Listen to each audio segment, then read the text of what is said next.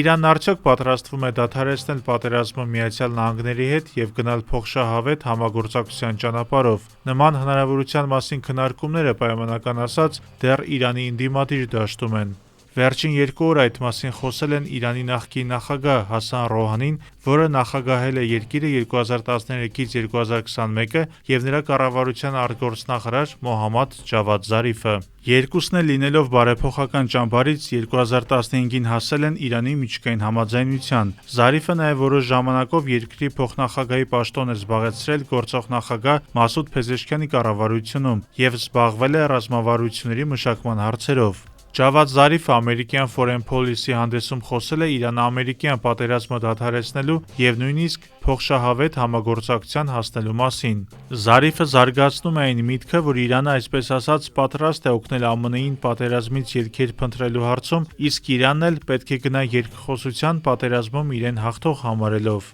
Ըստ Զարիֆի, Իրանը Օմանի հետ համատեղ պետք է անվտանգ դարձնի Հորմուզի նեղուցի երթևեկությունը, էականորեն նվազեցնի հարստացվող ուրանի ծավալը, իսկ ամերիկյան կողմը պետք է չեղարկի բոլոր պատժամիջոցները։ Իրանի նախկին գլխավոր դիվանագետի կարծիքով ԱՄՆ-ը, որը պատերազմում ճահճանալու հետևանքով փնտրում է ելքեր, պետք է որ համաձայնի նման պայմաններին։ Զարիֆն առաջարկում է համապարփակ համաձայնություն ԱՄՆ-ի հետ եւ նաեւ ըստ անհրաժեշտության կողմերի միջև չհարձակվելու մասին պակտի ստորագրում։ Իրանի նախկին գլխավոր դիվանագետի տեսանկյունից Իրանի եւ Ամերիկայի միջև խիստ ցածր վստահությունը կարող է փոխվել փոխշահավետ տնտեսական համագործակցության միջոցով, մասնավորապես ամերիկյան ընկերությունների մուտքով Իրան։ Այլ կերպ ասած, կողմերը պետք է այս աղետը որպես հնարավորություն օգտագործեն վերջ դնելու 47 տարվա ռազմատենչությանը, ամերիկյան պարբերականում գրել է Զարիֆը։ Ուշագրավ է, որ Զարիֆից առաջ ուղերձով էր հանդես եկել Հասան Ռոհանին, որտեղ ի թիվս այլ հարցերի խոսել էր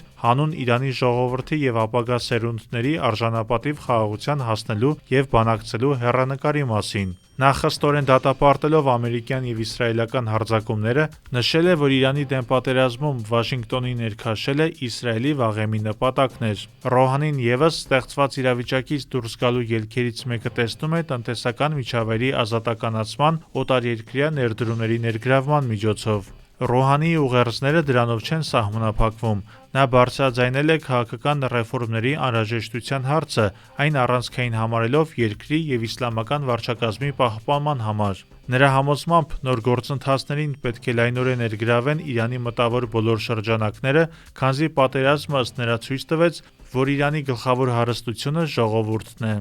Հայացքներով չափավոր բարեփոխական Ռոհանին Իրանում պատերազմի հետևանքով ձևավորվող համակարգի հանդեպ որոշ մտահոգություններ է հայտնել։ Ըստ այդ տրամաբանության երկիրը չպետք է գնա միահեծան կառավարման ճանապարհով եւ պետք է լինի բազմակարծություն տարբեր քաղաքական ինստիտուտների միջոցով։ Այս ակնարկը գուցե արտահայտում է տարբեր փորձագետների հնչեցրած այն գնահատականները, ըստ որոնց ներկայում Իրանում կարող են ուժեղանալ Իսլամական հեղափոխության պահապանների կորպուսն ու նրան հարող գործիչները, որոնք ընթացող պատերազմի առաջամարտիկներից են։ Փոխարենը պատերազմի վրա ազդելու եւ որոշումների կայացման մասով ոչ այնքան լսելի է գործող կառավարության ձայնը։